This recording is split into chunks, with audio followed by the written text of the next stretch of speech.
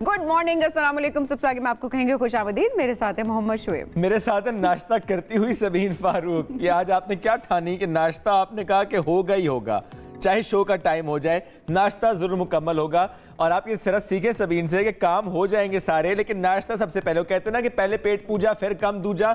सबीन ने इस पर आज पूरा अमल किया। उसने कहा काम तो मैं कर लूंगी, शो तो हो जाएगा, लेकिन नाश्ता पहले मुकम्मल होगा। ये चीज़ मैंने इस शो से सीखी है, ये चीज़ मैंने अपनी टीम से सीखी है कि हम अक्सर बात कर रहे होते हैं कि मेरी आदत नहीं होती नाश्ता के लिए, कि मैं थोड़ी थोड़ी करके अपनी आदत डेवलप करी हूँ कि नाश्ता कितना ज़रूरी होता है ज़िंदगी में। और आप भी दुनिया में सारे काम हो जाएंगे, आपके पूरे दिन की प्लान चीज़ें वो 1 मिनट डिले हो जाएंगी, या आप मेरी तरह नाश्ता करते करते भी आप वो काम शुरू कर सकते हैं, लेकिन आपकी जो हेल्थ है वो सबसे पहले होनी चाहिए। आज नाश्ते में आपने क्या खाया, क्या क्या खाया? अच्छा देखिए, मेरा ना थोड़ा सा एक्सट्रीम वाला मामला है। मेरा मामला ये होता है, या तो मैं नाश्ता नहीं करती, और या अगर मैं नाश्ता करती हूँ तो मुझे चाहिए होता है अंडा paratha. That's it. There is no in between. कोई ऐसी बात ही नहीं है, दरमियानी रास्ता आप निकाल ही नहीं सकते कि सुबह सुबह ब्रेड चाहिए, ब्राउन ब्रेड चाहिए, वाइट ब्रेड चाहिए, सैंडविच चाहिए। Not at all. I need अंडा पराठा in my breakfast. तो ये मैंने एक नई टर्म क्वाइन कर लिया आपके लिए, फूडिटिस्ट्स। ये क्या होता है? फूडी और एक्सट्रीमिस्ट को मिला के मैंने कर दी है फूडिटिस्ट। फूडिटिस्ट। कल वो हम बात कर रहे थे ना, मेरे को ना वोकैबुलरी आपकी अच्छी बनती है, क्रिएटिव होना आप शुरू होते हैं। मतलब है आप बहुत ज्यादा अखबार भी पढ़ते हो और आप लिखते भी हैं। नहीं, मैं आपको सुनता बहुत पेपर से। अच्छा, इसलिए मैं कह रहा हूँ फूडिटिस्ट। तो अगर आप भी सबीन की तरह नहीं, आप भी सबीन जी की तरह अगर फूडिटिस्ट हैं तो आपने जरूर हमें बताना है। बिल्कुल जी, आपने जरूर बताना है। बिल्कुल ठीक है, आगे बढ़ते हैं। अब बात करते हैं पंजाब की।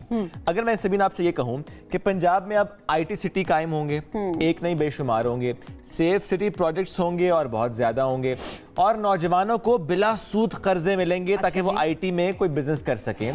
इसके साथ साथ वो कहती हैं, मयूर नवाज साहिबा नामजद वजीर आला, अच्छा जी, और वो ये कहती हैं कि हम बहुत कुछ करेंगे, खिदमत के नए रिकॉर्ड कायम करेंगे। वो कहते हैं 5 साल बहुत तबाही हुई, नहीं 4 साल की बात करते हैं, 1 साल तो हमजा शहबाज थे। तो वो कहती हैं 4 साल बहुत तबाही हुई है, अब उस तबाही को हम ठीक करेंगे। अपनी तबाही को तबाही काउंट नहीं करते, खुद से की गई। हर हुकूमत जो आती है वो पिछले पे डालती है ना, वो चाहे नून की हो, चाहे एमक्यूएम की हो, चाहे पीटीआई की हो, कोई भी हुकूमत होती है, वो अपनी कारकर्दगी को कोई अकाउंटेबल नहीं ठहराता कि हमसे क्या गलतियां हुई हैं जो हमने आगे नहीं करनी। एनी हाउ, जो आपने बात की कि ये सारे ये हो जाएं तो फिर तो क्या ही बात हो, फिर तो लोग पसंद भी करेंगे, लोग दुआएं भी बहुत सारी देंगे, और शायद जो हमारी यूथ जिसकी हम बात करते हैं वो अपने अंदर एक कॉन्फिडेंस फील करेगी कि वो कॉन्फिडेंट होगी दोबारा। लेकिन ये बातें हम सुनते भी आ रहे हैं, अभी भी सुन रहे हैं और शायद आगे भी सुनते हैं। लेकिन एक बात उन्होंने और भी की है, उन्होंने कहा पहले तकर्रियों तबादलों में रिश्वत बहुत ज्यादा आम रही। अब वो पहले से क्या मुराद है कि सिर्फ इन 75-76 सालों में वो जो 4 साल थे उनमें रही और बाकी सालों पे नहीं रही? ये वो कहती हैं, वो आई थिंक कहना वो ये चाहती है, कहना वही चाहती है। लेकिन मेरा एक सवाल है सबीन, आपको याद है पीपल्स पार्टी हो, PMLN हो या IPP हो, उनके मंशूर में मुफ्त बिजली की बात थी। आज साथ इकट्ठे हैं, तीनों मिलकर हुकूमत बना रहे हैं, क्या मुफ्त बिजली मिलेगी? अच्छा, वैसे सबकी अलग, अगर उनके मंशूर में ये चीज़ शामिल थी तो अब जब मिल बैठे हैं तो मिल बैठने के बाद ऑब्वियसली फिर तो आसान हो जानी चाहिए मामलात, है ना? क्योंकि तीनों का अगर एक सोच है, एक सोच के साथ आगे बढ़े कि ये टारगेट है और इसको हमने लेकर चलना है, तो फिर तो ऑब्वियसली इसमें कोई मुश्किल नहीं होनी चाहिए। नहीं, वो बिजली मियाँ साहब ने देनी थी, उनका ट्रांसफार्मर सड़ गया, तो अब बिजली नहीं मिलेगी आपको मुफ्त। ऑन द लाइटर नोट मैंने कहा, लेकिन ये बात आपकी सही है कि जब तीनों जमातें साथ हैं तो बिजली फ्री मिलनी चाहिए। एनीवेज जी, बढ़ते हैं आगे। और आज मैंने सोचा कि सबीन जी, आप अगर नाश्ता करना चाहते हैं करें, मैं जरा मौसम बता के आता हूँ कि आज मौसम कैसा रहेगा। मैं तब तक पूरे मुल्क का आप कॉफी एंजॉय कीजिए और बात करते हैं पाकिस्तान के बेशतर शहरों के मौसम की। और सबसे पहले बात करते हैं अपने शहर इस्लामाबाद की, जहां आज कम से कम 4 और ज्यादा से ज्यादा 19 डिग्री सेंटीग्रेड रहेगा। लाहौर की बात करते हैं कम से कम 7, ज्यादा से ज्यादा 22, सूरज यहां पर चमक रहा है। बात करते हैं कराची की, कम से कम 14, ज्यादा से ज्यादा 30 डिग्री सेंटीग्रेड रहेगा, यहां भी सूरज चमक रहा है। क्वेटा और पेशावर की बात भी करते हैं। पेशावर का जिक्र करें तो कम से कम 5 और ज्यादा से ज्यादा 21 डिग्री सेंटीग्रेड रहेगा। और अब बात करते हैं वहां की, जहां पर है ठंड बहुत ज्यादा, यानी कि क्वेटा, कम से कम -5 और ज्यादा से ज्यादा 10 डिग्री सेंटीग्रेड रहेगा। और यहाँ पर बहरहाल बादलों की आंख मचोली जारी है। तो ये है पाकिस्तान के बेशतर शहरों का मौसम। ठीक है, बारिश वारिश आज कहीं नहीं हो रही। हो जाए तो अच्छी बात है, लेकिन लास्ट स्पेल जो है फरवरी के एंड में वो एक्सपेक्टेड है। चलें जी, ये था आज का मौसम। कुछ खास ऐसे चेंजेस नहीं है, लेकिन एक चेंज जो हम हमेशा देख रहे होते हैं वो हमारी क्रिकेट टीम के कुछ खिलाड़ियों के अंदर देख रहे। चेंज तो नहीं होता, कभी कभी उनका एक दूसरा रूप सामने आ रहा होता है। एक प्लेयर ऐसे हैं उनका दूसरा रूप ही ज्यादा नजर आता है। दूसरा रूप ही गहरी बात की इन्होंने हसन अली की हम बात कर रहे हैं, फास्ट बॉलर है जी। अच्छा, उन्होंने पीआई के मेज़बान बने, वो एक वीडियो, दिलचस्प वीडियोस है वो सामने उनकी, जो अक्सर हम देख रहे होते हैं शरारतें सामने आ रही होती है। तो एक और शरारत उन्होंने की। उन्होंने क्या किया, उन्होंने पीआई की एक परवाज़ में वो सफ़र कर रहे थे, लेकिन उसमें देखा जा सकता है कि मेज़बानी के फ़राइज़ सर अंजाम दे रहे हैं। वो वहाँ पर एयर होस्ट बन गए और उन्होंने वहाँ पर लोगों को इंस्ट्रक्शंस देनी शुरू कर दी कि जिस तरह से एयर होस्ट दे रहे होते हैं उस तरह से हसन ने जो है वो मजाक में जो है वो इंतज़ामिया के साथ छेड़छाड़ करने की कोशिश की। ऑब्वियसली लोग इसको पसंद, अक्सर इनकी इन वीडियोस को पसंद कर रहे होते हैं। कब की वीडियो ये तो नहीं मालूम, लेकिन सोशल मीडिया पे खासी वायरल हो रही है, तो हमने सोचा कि आपसे ज़रूर शेयर करते हैं उनके शरारत की। जब भी वो सफ़र में होते हैं स्पेशली, तो शरारतें ज़्यादा करते हैं। मैदान में भी कभी कभी कर लेते हैं परफॉर्म और शरारत भी लेकिन बहरहाल वो ज्यादा सफर के दौरान शरारतें करते हैं। बढ़ते आगे और क्रिकेटर की बात करते हैं। बाबर आजम, क्रिकेट के मैदान पर उनका राज जारी है। एक नया रिकॉर्ड अपने नाम किया है। क्रिकेट किंग एक और आलमी एजाज अपने नाम वो कर गए हैं और T20 में तेज तरीन 10,000 रन बनाने वाले बैटर बन गए हैं। और नया रिकॉर्ड 271 इनिंग्स में उन्होंने अंजाम दिया और वेस्ट इंडीज के क्रिस गेल का रिकॉर्ड तोड़ दिया। गेल ने यह रिकॉर्ड कायम किया था, 285 इनिंग्स में 2000 T20 रन बनाए थे। और बाबर ने ये संगी मील यस्टरडे कराची किंग्स के खिलाफ पेशावर ज़ल्मी की जानिब से जब खेल रहे थे, तो वो उन्होंने ये रिकॉर्ड जो है वो कायम किया है। अब बाबर आजम की बात करें, इस मैच में उन्होंने 6 रन लेकर ये संगे मील अबूर किया और मुल्तान सुल्तान्स की PSL में मुसलसल तीसरी फतह। इसकी बात भी हम जरूर कर लेते हैं। दिफाई चैंपियन लाहौर कलंदर्स की बात करें तो उनको मुसलसल तीसरी शिकस्त हुई है। लाहौर ने पहले खेलते 166 रन बनाए थे और मुल्तान ने 19वें ओवर में हदफ अबूर किया। मोहम्मद रिजवान का बल्ले से लाठीचार्ज, 59 गेंदों पर 82 रन बनाए, 9 चौके और 3 छक्के लगाए और इस तरह कराची किंग्स ने PSL में जीत का खाता जो है वो खोल लिया। पेशावर ज़ल्मी को इवेंट में मुसलसल दूसरी शिकस्त हुई है। तो थोड़ा PSL अपडेट भी हमने कहा साथ साथ नाज़रीन के साथ हम शेयर करते हैं। थोड़ा नजर आ रहा है, सामने आ रहा है, क्योंकि उस तरह की हाइप हमें नजर नहीं आती, लेकिन फिर भी हमारा खेल है जिसको हम प्रमोट भी करते हैं और अच्छा लगता है जब हमारे प्लेयर्स, हमारी टीम्स इतना अच्छा परफॉर्म। एग्जैक्टली। चलें जी, बढ़ते हैं आगे। रोमानिया की बात करते हैं। पाकिस्तानी बहरी जहाज PNS यमामा, इसकी लॉन्चिंग तकरीब का इनेकाद किया गया है और पाकिस्तान के तैयार करदा चौथे ऑफशोर पेट्रोल जहाज़ की लॉन्चिंग तकरीब का एहतमाम जामन शिपयार्ड में किया गया और शुरका ने PNS यमामा में भरपूर दिलचस्पी का इजहार किया और इसे मैरीटाइम सिक्योरिटी के लिए बहुत अहम करार दिया और अच्छा इजाफा इसे करार दे रहे हैं। माहिरीन के मुताबिक जदीद हथियारों और टेक्नोलॉजी से लैस जहाज़ की शमूलियत से मैरीटाइम सिक्योरिटी के लिए पाकिस्तानी बहरिया की सलाहियतों में मजीद इजाफा होगा।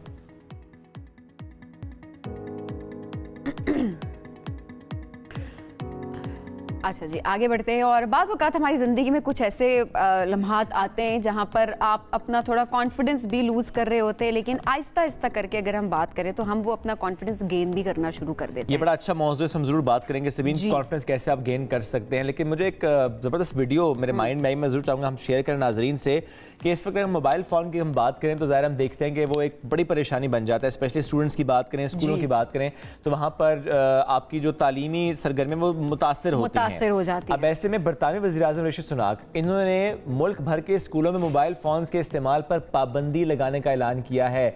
अच्छा, जिस तरह उन्होंने ऐलान किया वो इटसेल्फ एक बड़ा स्ट्रॉन्ग मैसेज था। बड़ा अच्छा था, ये खूबसूरत सा अंदाज और उसके साथ एक खूबसूरत सा मैसेज इन्होंने देने की कोशिश की है कि किस तरह से ये फ्रस्ट्रेटिंग होता है कि आप किसी भी मीटिंग में बैठे हुए हैं, आप डिस्ट्रैक्टेड हैं, आप जो बात करना चाह रहे हैं, आपका जो गोल है आप वो अचीव नहीं कर पा रहे, बल्कि आप डिस्ट्रैक्टेड हैं। और स्पेशली स्कूल्स के हवाले से अगर बात की जाए, बच्चे अगर फोन्स लेकर जाते हैं तो उनकी कंसंट्रेशन, उनका फोकस पढ़ाई पर नहीं होता और उनकी लर्निंग एबिलिटीज़ जो है वो कम होना शुरू हो जाती हैं, क्योंकि उनका माइंड फ़ोन की तरफ लगा रहता है, वो डिस्ट्रैक्टेड है। तो ये बड़ा ही अच्छा स्टेप है। पाकिस्तान में तो ये ऑलरेडी इम्प्लीमेंटेड है कि यहाँ पर आप मोबाइल फ़ोन्स अलाउड नहीं होते स्कूल लेवल की अगर बात की जाए, और कुछ जो है वो छुप के लेके जाते हैं। और एक बात है जो कि नहीं ले जाना चाहिए, मैं बिल्कुल इस चीज़ को पसंद, मेरे पसंद नापसंद से क्या होगा, लेकिन आप इसको सपोर्ट नहीं करते, सपोर्ट नहीं करते, बिल्कुल ऐसी बात होता है। अच्छा, अब देखिए कॉलेजेस की अगर हम बात करें शुएब, तो कॉलेज में भी अब बच्चे छुप के लेके जा रहे होते हैं। बच्चे तो नहीं होते, वो बड़े ही होते हैं, बड़े लेकिन कॉलेजेस में भी अलाउड नहीं होता, यूनिवर्सिटी लेवल पे ऑफिशियली अलाउड होता है कि आप लेकर जाएं। अच्छा, आई थिंक सबीन जो प्राइवेट स्कूल्स हैं हम उसमें अगर देखें उसमें तो जनरली हम देख रहे हैं कि इतनी सख्तियां नहीं होती। कल मैं बेटी के स्कूल गया, थोड़ा सा काम था वहाँ पे, तो वहाँ तो बच्चों के हाथ में फ़ोन मैंने देखा।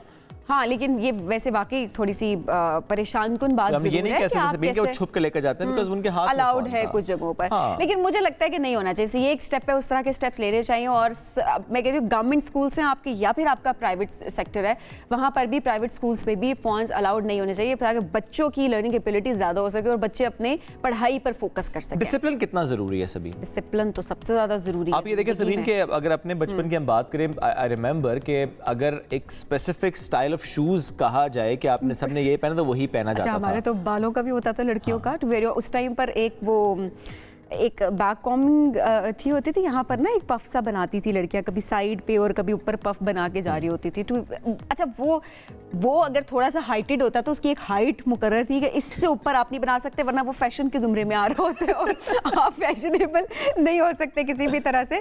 तो सबने जो है या तो वो बनाया नहीं होता था, जिन लोगों ने वो बनाया होता तो वो एक हाइट पे सबने बनाया होता, तो ये डिसिप्लिन हो रहा होता था। ठीक है, इतनी ज़्यादा सख्ती भी मुझे नहीं लगता कि होनी चाहिए, बिकॉज फिर वो बच्चे रिबेलियस हो जाते हैं, वही फिर छुप छुपा के काम कर रहे होते हैं सारे। लेकिन एट द सेम टाइम छुप के बाल उठाते हैं। बालों की बात नहीं कर रही, ओवरऑल जिस तरह फोन की हम बात कर रहे थे, तो मुझे ये लगता है कि कुछ चीजें जो है वो आपके डिसिप्लिन बेहतर करने के लिए होती हैं, वो जरूरी होता है। बिल्कुल ऐसे। चलें जी आगे बढ़ते हैं।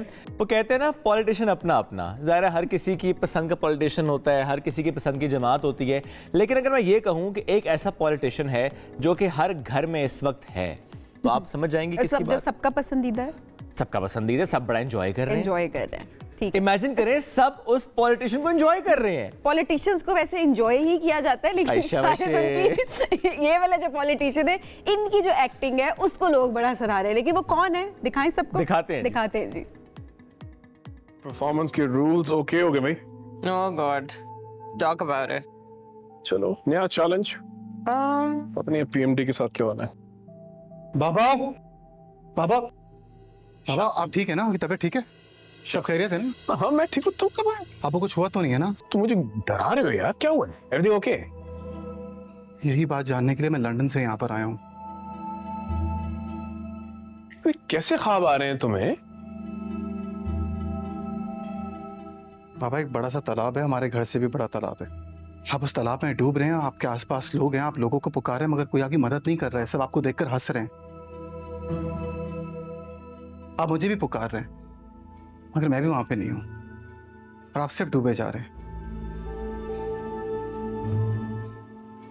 क्या बात है जी इश्क मुर्शिद की। हर घर में ये ड्रामा इस वक्त, मैं कहता हूं कि संडे को रात 8 बजे सबको इंतजार होता है इस ड्रामे का। इसकी किस्त का 20 एपिसोड्स हो चुकी हैं, और इस ड्रामे की स्टोरी की बात करें, एक्टर्स की बात करें, ओएसटी का जिक्र करें, ब्रिलियंट एफर्ट। अच्छा, उसमें अब जो हमने कैरेक्टर आपको दिखाया, जो पॉलिटिशियन है, अब ये कैरेक्टर बहुत ज्यादा फेमस हुआ है, बहुत हिट हुआ है, लोग अदाकारी को बहुत पसंद कर रहे हैं। ये वाले पॉलिटिशियन झूठ नहीं बोल रहा। Dawood Ali Khan, you never know, उनका बेटा बोल रहा है, लेकिन आवाम से बहुत झूठ बोल रहे हैं। बार बार उन्होंने इसको हाईलाइट भी किया हुआ इस चीज को ड्रामे के अंदर। दाऊद अली खान जो कि ये कैरेक्टर प्ले कर रहे हैं, उमैर राना, आपके हमारे फेवरेट। अस्सलाम वालेकुम, कैसे हैं आप? मैं खैरियत से, आप सुनाएं? जबरदस्त, ठीक ठाक। इस वक्त हम उमैर राना से बात करें या दाऊद अली खान से बात करें? इससे ज्यादा उमैर राना नहीं हो सकता। I cannot be more Umair. अच्छा उमैर, कैसे इस कैरेक्टर के लिए कैसे आपने हाँ किया? अच्छा, पॉलिटिशियन का character. Politician wasn't the selling point for me. मेरे लिए तो फारूक भाई थे, Farooq range the director, and I've worked with them before. Bilal was on the cast, brilliant. And मुझे ऑप्शंस मिली थी एक और कैरेक्टर की इसी ड्रामे में। yes मुझे एक और कैरेक्टर की ऑप्शंस मिली थी, मैंने कहा था नहीं। What was that? कैरेक्टर की? Which one do you think? I mean, any guesses that you think? Shibra के वाले? मैं शिब्रा तो नहीं हो सकता था। शिब्रा के वाले? शिब्रा का वालिद हो सकता था। Okay. तो मैंने कहा था नहीं, I'd like to go for this character. So I preferred this because I just felt कि is a little more scope for me to enjoy. I don't want to be the very nice, good, honest, wonderful human being. और negative character में ज्यादा challenging role होता है। Yes, because normally negative character को हम लोग सिर्फ black and white में देखते हैं, जो हमारा आई थिंक अलमिया है बतौर कौम भी। हम हर चीज़ को या अच्छा या बुरा देखते हैं, और फिर हम देवता बना के फिर मूर्तियाँ तोड़ते हैं, तो I don't like that. So I think every human being is grey. तो बुरे में भी आपको कोई अच्छाई नजर आएगी, या बुरा क्यों बना ये भी नजर आएगा, एटसेट्रा एटसेट्रा। अच्छा, ये रोल प्ले करते हुए बड़ा कंट्रोवर्शियल सा सवाल है कि मुझे पता है आप उसका जवाब जरूर दे देंगे। रोल प्ले करते हुए माइंड में कौन सा पॉलिटिशियन आता है? मेरे माइंड में कोई पॉलिटिशियन नहीं है, कोई भी पॉलिटिशियन नहीं है। वो अलग बात है कि मेरे बेटे का किरदार जो कर रहा था उसका नाम बिलाल है और मैं गलती से कोई और नाम ले जाता था, वो अलग बात है। किसका नाम लेते थे? वो कह भी गए फर्स्ट लेटर नहीं, बिलाल ही था। बिलाल से मैं पता नहीं कुछ और कह जाता था गलती से। वो बहुत एकदम से ये होता रहा बार बार, 19-20 फर्क ही है ना, तो उसमें यानी कभी-कभी मुंह से बिलावल निकलता रहा। नहीं, मेरा तो नहीं निकला भाई बात। But I didn't have any politicians in mind because I think it's a cusp of so many politicians. And the way story जैसे आगे बढ़ती है, you'll realize why. Why I think it's just not one. Okay. It cannot be just one. Okay. Bilal के साथ कैसा रहा इस ड्रामे में आपका? Amazing. I mean, I love working with Bilal. I mean, Bilal आसपास हो तो मजा आता है. It's one of those people के year round you have a lot of fun. शरारतें हमारी चलते रहती हैं. उसने कह दिया आइंदा से फारूक भाई को प्लीज इनको आप मेरे साथ कास्ट ना करें कि बहुत शरारती है। ये जब भी स्क्रीन पे आते मैं कुछ भी नहीं करता, हंस पड़ता है। तो मैंने कहा कि अच्छा चलो ठीक है। अच्छा, वो ब्लूपर्स भी किए थे सोशल मीडिया पे, उसमें भी हम देख रहे थे। अच्छा, उसमें दुर्रे फिशा सबसे ज्यादा हंस रही है। इतने सारे सीन्स क्या होता था Durre every time she would be on screen, she would be laughing away. उसमें मैं और बिलाल सीरियस हो रहे थे and we looking at Durre and she is gone. अच्छा, when she would go he would go and I am like यार oh my God. और सबसे मुश्किल सीन अभी तक कौन सा रहा है जितने 20 एपिसोड्स में आए जहां पे आपको लगा हो कि नहीं हो रहा है सीरियस लेकिन बार-बार हंस रहे हैं, कोई एक कैरेक्टर हंस रहा है? आपको एक वाकया सुनाता हूं। Okay, this was pretty interesting. वो सीन है जिसमें पॉलिटिशियन जो है वो एंटोराज के साथ किसी को गाड़ी को रोनता हुआ पहुंचता है यूनिवर्सिटी में। तो फिर वहां उसकी खुशामद होती है and Durre Fishan has this very nice university scene with him, my character.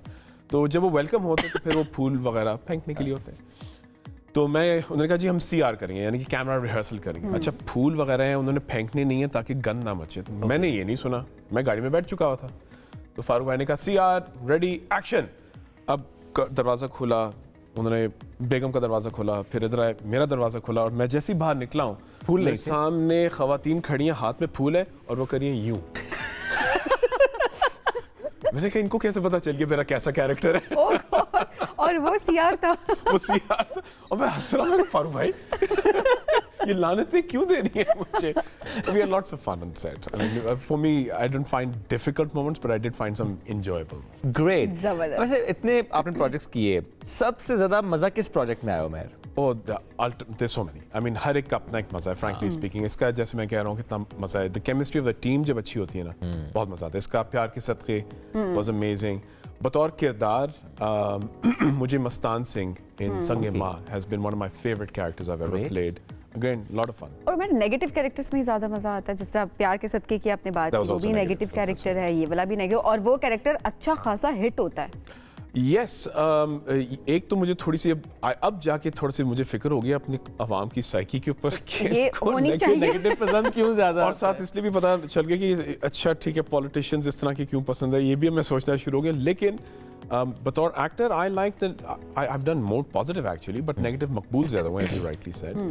But I like to take this scope कि भाई इसमें हम जैसे said negatives are not just black and white. मेरे लिए तो ये, बल्कि I'll tell you this much. My challenge now has been, which I've done once before, कि एक हीरो कैरेक्टर मिले और हीरो के फ्लॉज नुमाया हो।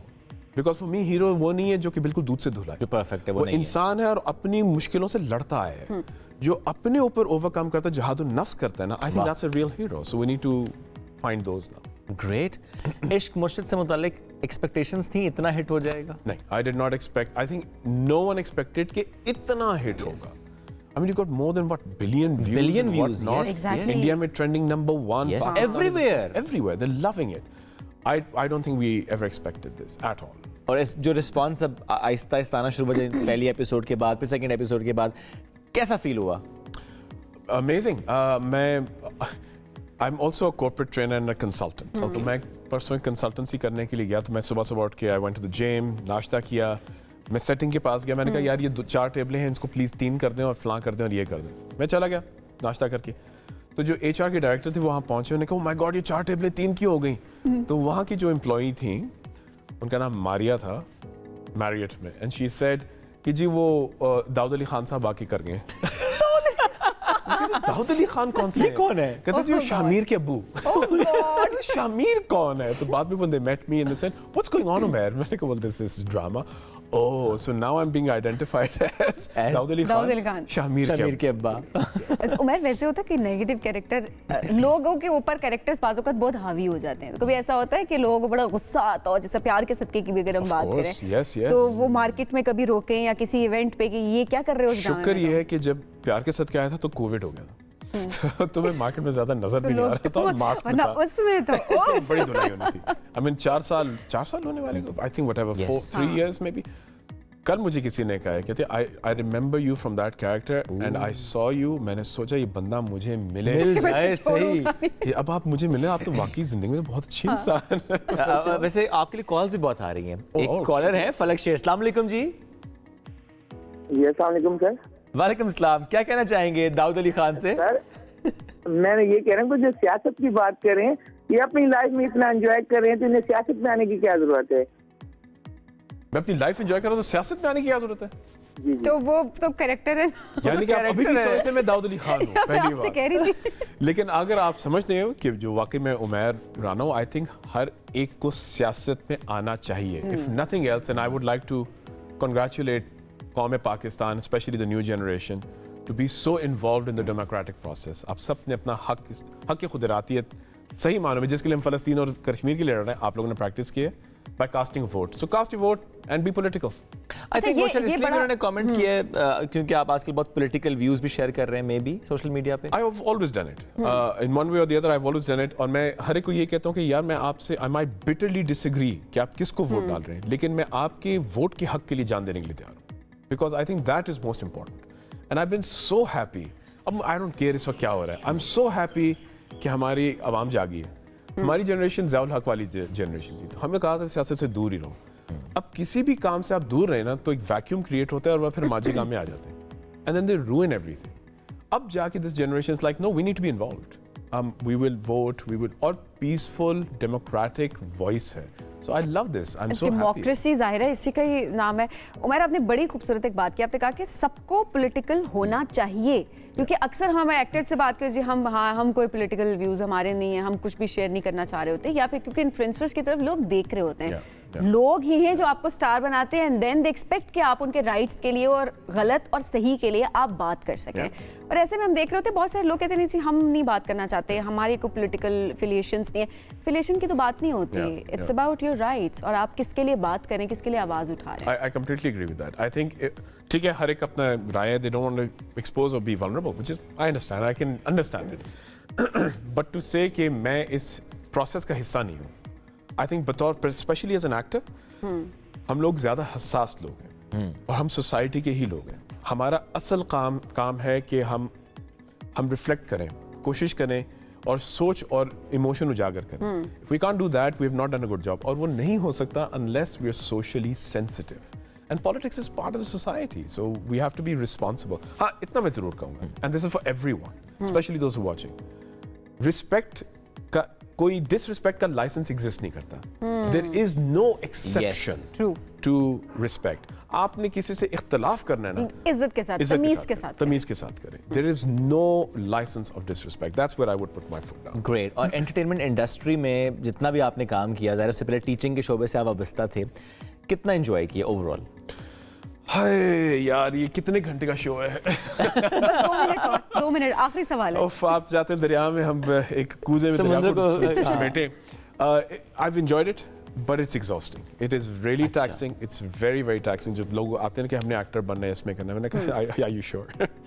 And जो corporate मेरे clients हैं, colleagues हैं, दोस्त हैं, उनसे जब मैं बात करता हूँ, मैंने कहा let me show you the picture of what we do, what we go through. A 12-hour shift, you know, which is on contract. और बाकी सारी चीज़ें। It is exhausting. It is painful. और ये बाहर से दूर के ढोल सुहाने, True. आपको लगता है, I mean, you guys yourself, I mean, I've done morning shows, I know what exhaustion is, right? कि ये कितने सोने प्यारे लग रहे हैं। कैमरे में कुछ नहीं होता, इससे पहले भी 2 घंटे होते हैं और उसके बाद पूरा दिन होता है। और ये आप जब करते हैं ना, if you do it properly, I thought कि जब मैंने morning show किया था, ठीक है यार, सुबह के 2 घंटे हैं ना, that's it. 4 हो जाएंगे, 6 हो जाएंगे। But that's not the case. It's not the case. It's a full It's a lifestyle job. आप 12 घंटे काम कर रहे होते हैं क्योंकि आपने अगले दिन से अगले दिन कॉर्पोरेट में तो चले ये होता है ना कि आपके पास 9 to 5 जॉब है या आपको पता होता है कि इतने आवर्स आपने काम करना है।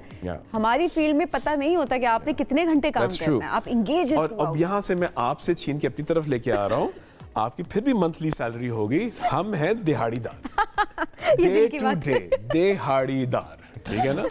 और ये दिहाड़ी की ओरिजिन आप याद करें, अंग्रेज ने कहा था हारी है ना, हाँ हारी को आप रख लेते हैं, उसको कहते हैं महीने का तुम्हारा इतना खर्चा, लेकिन नहीं हम कहेगा डे हारी, ये डे में आके काम करेगा, उस डे का हम उनको अच्छा फिर भी एक्टर्स ज्यादा अमीर होते हैं। वो आपकी सोच है। लाइफस्टाइल देखकर ओवरऑल लाइफस्टाइल तो नजर आता है, but if you take the pool of actors, you see this is gonna be a debate now, right? I like this, but if you take the pool of actors, it's pretty difficult. It's really very difficult. How do you confirm कि by the end of the month you'll have this money? You don't know. Really? और फिर कभी ऐसा होता है आपके साथ या आपके जो भी colleagues हैं, किसी ने कहा हो या कुछ नहीं बन रहा है, एनर्जी भी इतनी लगानी पड़ रही है, इतना इनपुट देना पड़ रहा है, बट इतना मिल नहीं रहा जितना expect. Shoaib, if you look at all the actors and even the big ones, you'll notice the main source of income is not acting, and that is a tragedy in Pakistan. This is in talent terms हमारा नुकसान है। Majority ने क्या किया, किसी ने कोई apparel शुरू कर दिया, कोई और business शुरू किया, कहीं investments डाल दिए, brands के साथ कर लिए। तो main, I mean look at me, I'm a consultant as well. मुझे अगर कहा जाए कि free for all हो, तो I would just to act, and I think all artists need one thing: royalties and residuals. Yes, that's it. All artists, musicians ले लें, I mean musicians के साथ जो हो रहा है is even worse than yes. But we all need this as an industry to grow, and you need royalties and residuals. ये मैं आपको good news दे सकता हूँ.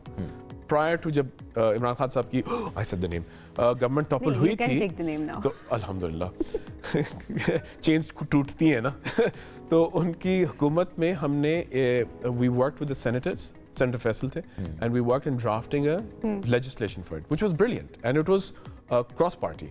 And then it went to the National Assembly and the government fell. Right. And we're hoping कि जब नई government जो भी आए, royalties and residuals को reinstate करें. That's all we care. और ये होना चाहिए. ये होना चाहिए because it's for Pakistan. Yes, it is for Pakistan. It's for Pakistani industry. Yes, true, and we represent Pakistan true, everywhere. through cultural warfare, the real warfare. Exactly. The mindsets change कर. Great. Umair, thank you so much and all the best. Aish मुर्शिद की बाकी episodes के लिए भी और जितने और प्रोजेक्ट्स आप कर रहे हैं और जो आखिरी आपने डिमांड की, not just for you, for the fraternity as well. Yeah. Thank you so much. एक ब्रेक की तरफ जाने, नाज़रीन ब्रेक से वापस आते हैं, साथ रहिए। अक्सर हम ये कह रहे होते हैं कि जब वार्निंग्स हमें मिल जाती है किसी चीज़ की, तो हमें फ़ौरन से एहतियाती तदबीर को अपना लेना चाहिए, बजाय इसके कि उसके बाद फिर पानी सर से गुजर जाता है और हम कह रहे होते हैं हमें पहले नहीं पता था। जिस तरह अभी की अगर हम बात करें तो आलमी इदारा सेहत ने एक और बड़ी वबा से खबरदार कर दिया है। WHO ने वार्निंग दी है कि अगर फौरी इकदाम ना किए गए तो साल के आखिर तक दुनिया की जो निस्फ से ज़्यादा ममालिक हैं उनको खसरे की वबा का सामना कर सकते हैं। वो बिल्कुल ऐसी है। WHO के मुताबिक कई ममालिक में रवां साल लोगों को खसरे से बचाव के टीके नहीं लगाए गए और अगर इन ममालिक में जल्द वैक्सीन नहीं पहुंचाई गई तो यहाँ खसरा फैल सकता है। WHO के स्टैट्स के मुताबिक गुज़श्ता साल दुनिया भर में खसरे के केसेस 79% बढ़कर 3 लाख से ज़्यादा हो गए थे और ज़ाहिर है इससे मुतालिक हम ये देख रहे हैं कि मुख्तलिफ खबरें आ भी रही हैं बहुत से ममालिक से कि जहाँ पर वैक्सीन की किल्लत है। अगर उन ममालिक में उन खित्तों में वैक्सीन नहीं पहुँचती तो खसरा बहुत ज़्यादा फैल जाएगा।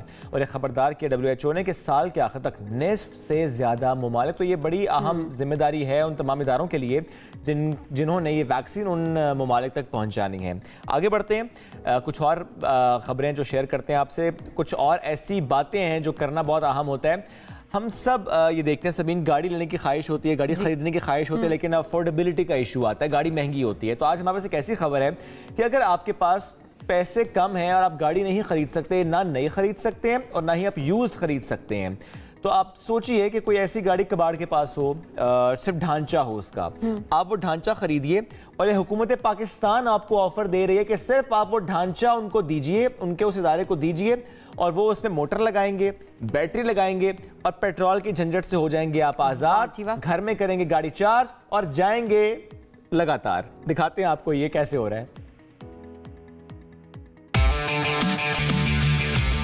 ये है बॉस, अब इसकी आवाज नहीं आती।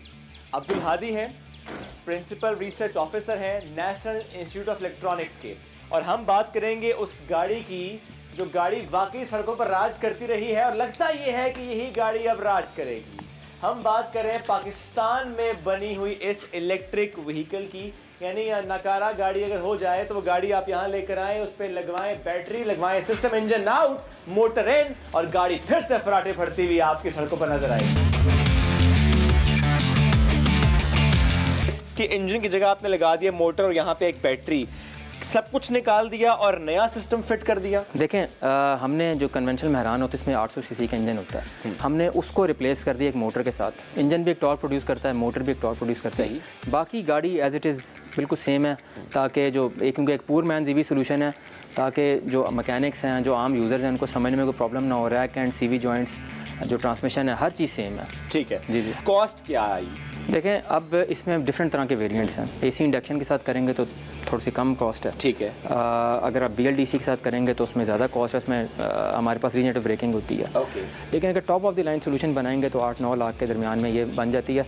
और अगर थोड़ा सा सस्ता सोल्यूशन आप कॉस्ट 9 लाख भी ज़्यादा नहीं है। असल में ये गाड़ी उनके लिए रिकमेंडेड है जो 1.5-2 लाख रुपए में गाड़ी का फ्रेम ले लें और उसके ऊपर 6 से 7-8 करें, और फिर क्योंकि इसकी रनिंग कॉस्ट बहुत कम है, ज़ीरो कार्बन फुटप्रिंट है। Zero carbon? जी जी बिल्कुल। वैसे भी 2030 तक तकरीबन तमाम गाड़ियाँ EV पे आ गई हैं। तो पाकिस्तान में भी इसी वजह से इनिशिएटिव लिया गया है कि हम बेबी स्टेप्स लेते हुए इनिशिएटिव गवर्नमेंट के लेवल पर लिया गया है। क्यों लिया गया ये इनिशिएटिव? देखें इनिशिएटिव लेने की सबसे बड़ी वजह यही है, 2 प्राइमरी रीज़न हैं इनकी। एक तो नंबर 1 जैसा मैंने को बताया है कि carbon monoxide, carbon dioxide, nitrous, ये स्मोक की फॉर्मेशन में बहुत ज़्यादा रोल प्ले करते हैं। लाहौर का आपको पता है क्या हाल है, वो मेनली उसकी वजह यही है। सही। और नंबर 2 पर किलोमीटर रनिंग कॉस्ट बहुत कम है। एक आम गाड़ी जो है वो 28-29 रुपये पर किलोमीटर पे चलती है, इस गाड़ी की 4-4.5 रुपये पर किलोमीटर है। सोलर के साथ अगर इसको कोई सोल्यूशन आप लगा लें तो फिर उससे भी कम हो जाती है। 4.5 रुपये? जी जी। 4.5 रुपये में 1 किलोमीटर चलती है गाड़ी। स्पीड क्या होती है? स्पीड इसकी वैसे तो हमने 110 तक रखी हुई है, लेकिन अगर आप इसको ड्राइविंग हैबिट्स थोड़े चेंज करें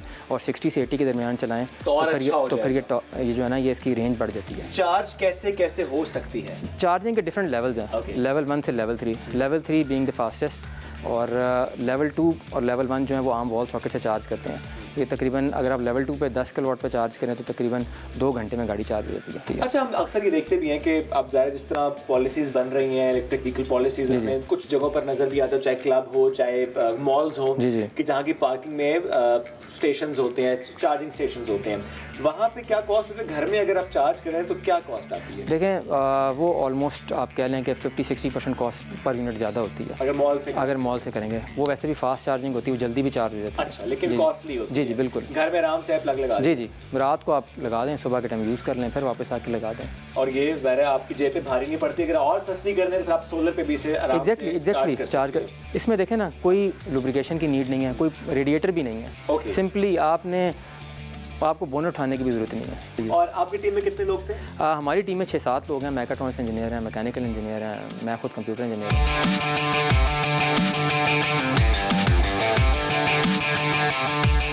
कितना चैलेंजिंग था ये काम? सर क्योंकि जब भी आप एक चीज़ स्क्रैच से बनाते हैं तो आप चैलेंजेस तो फेस करने पड़ते हैं। मतलब आप ये गाड़ी खड़ी हुई देख रहे हैं, ऐसा नहीं है कि 1 गो में हमने इसको बना दिया। चैलेंजेस हमने काफ़ी फेस किए। अब उसमें एक और फैक्टर ये भी है कि जो कि बैटरी हमने बैक पे प्लेस की हुई है। हम जी आपको दिखाते हैं कि असल में जो गाड़ी का फ्यूल टैंक होता है वो इसका ज़ाहिर है इसकी बैटरी है। अच्छा मारुश, ये बहुत बड़ी बैटरी जी है। ये हमारा जो है लिथियम आयरन फॉस्फेट का बैटरी पैक है 13 किलोवाट आवर का। और कितना वजनी है ये 110 kg का। 110 किलो का। अच्छा, इंजन का निकालना, इस बैटरी का लगाना, आगे मोटर लगाना, आगे आ जाते हैं तो वजन में कितना फर्क है? गाड़ी अब हल्की हो गई है कि और भारी हो गई है? नहीं हल्की हो गई है। अभी हमने जिस तरह पहले हमने जो बैटरी थी फ्रंट पे प्लेस की थी तो उससे क्या हुआ कि हमारी वेट डिस्ट्रीब्यूशन ख़राब हो गई, अनबैलेंसिंग हो गई। फिर उसके बाद CG की प्रॉब्लम्स, सेंटर ऑफ ग्रेविटी जिसको हम कहते हैं, तो हमने प्रॉपर हमने सबसे पहले हमने ये देखना होता है कि जो इस गाड़ी का ओरिजिनल मैन्युफैक्चरर है उसने अपनी स्पेक्स के अकॉर्डिंगली गाड़ी बनाई है, तो हम उसको डिस्टर्ब नहीं करें। वही एरोडायनामिक्स, वही रोल ओवर, वही approach angle, departure angle, tilt angle, वो सब कुछ हम उन चीज़ों को डिस्टर्ब मत करें।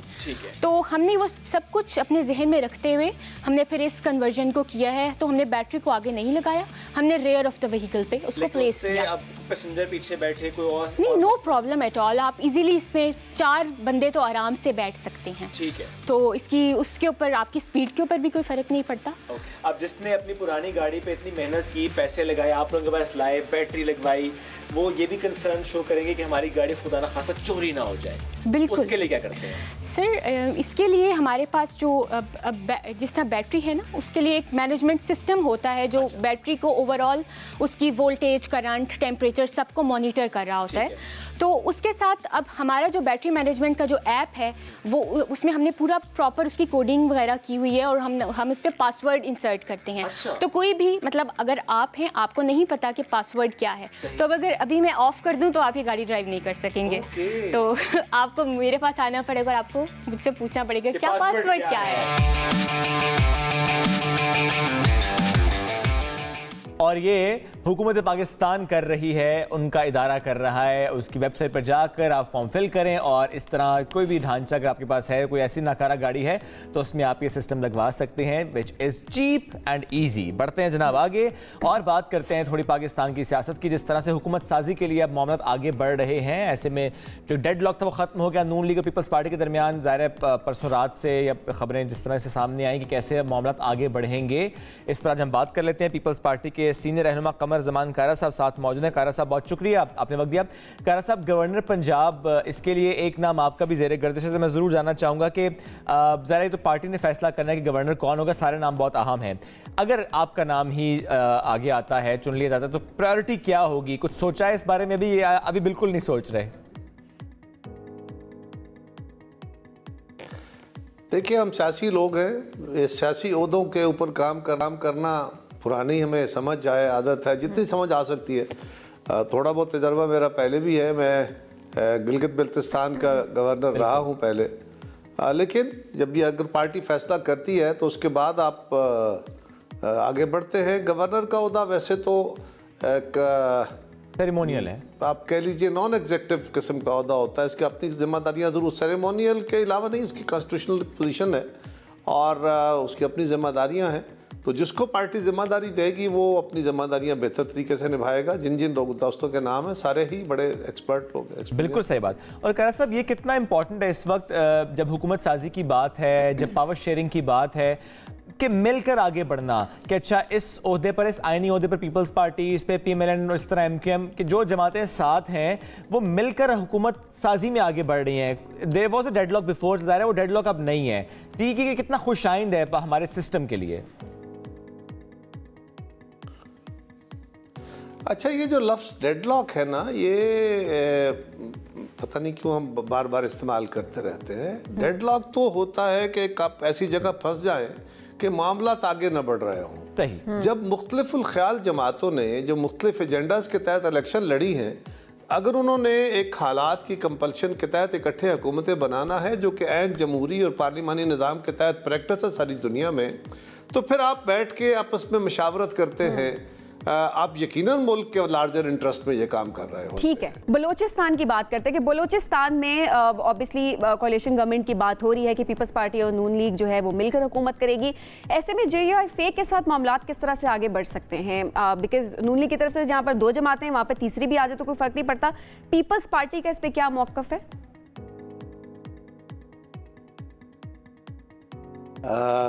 पहली बात तो ये है जी कि जो कोalition गवर्नमेंट्स बनती हैं ना, ये चॉइस नहीं होती, हालात की मजबूरी होती है।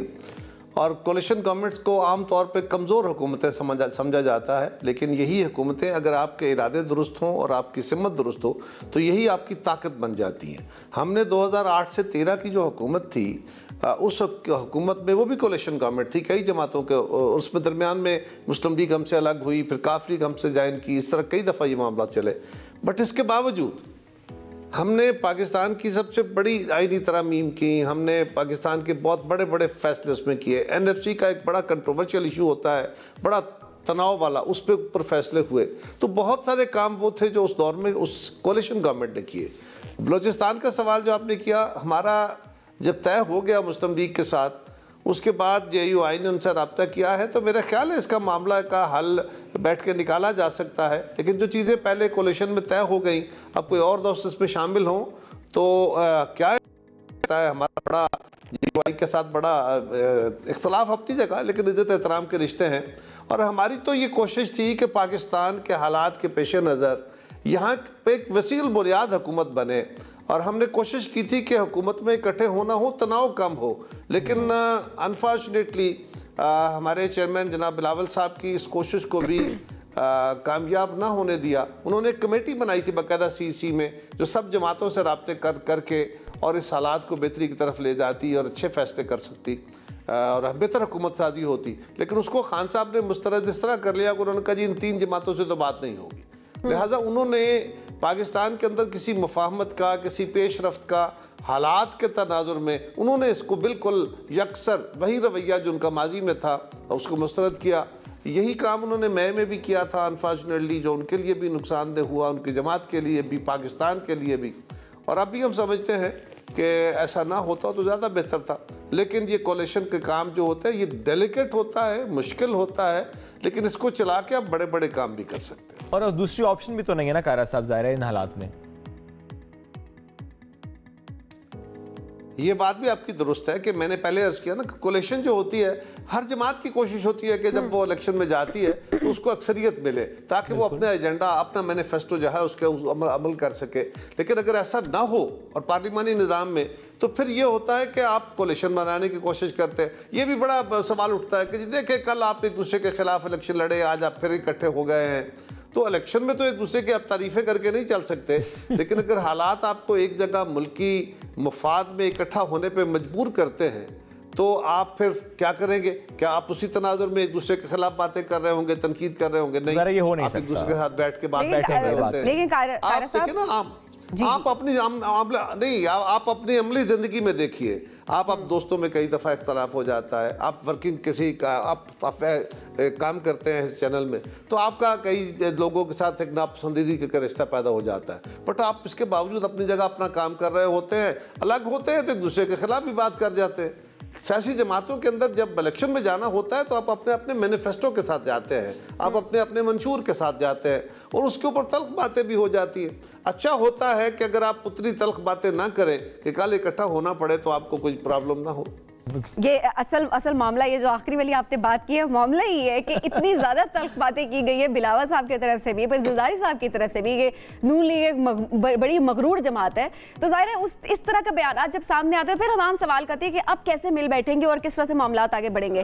तो आपको लगता नहीं है कि जो लीडर्स हैं, सियासी लीडर्स हैं हमारे किसी भी जमात के, हमारे मुल्क में जी हमारे मुल्क में असल में अब लिसान इतना ख़राब हो गया, ये सियासी जमातों में तो किसी को मगरूर कहना, किसी को तल्ख, तो थोड़ी बहुत बातें चलती रहती हैं, लेकिन हमारी तो लुगत में या आम ज़बान में अब ऐसा खुदा अनफॉर्चुनेट हो गया है बदकिस्मती से कि वो अल्फाज जो हम अपने बच्चों के साथ, अपनी फैमिली के साथ बैठ के वो लफ्ज़ ना बोलते हैं, ना सुनते हैं, ना बोलने देते हैं, वो अल्फाज अब ट्रेंड बन रहे हैं और उन अल्फाज के ऊपर आम लुगत में इस्तेमाल हो रहे हैं।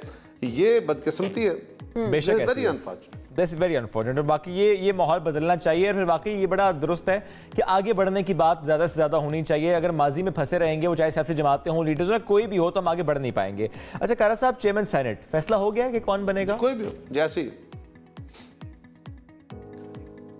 अब नहीं, मैंने अर्ज किया ना कि जो ओहदे पाकिस्तान पीपल्स पार्टी के जिम्मे आए हैं उनका फैसला हमारी क़यादत करेगी, वो अपनी मुशावरत करके जिसको जिम्मेदारी देंगे। अभी इस पर काफ़ी दिन बाकी हैं।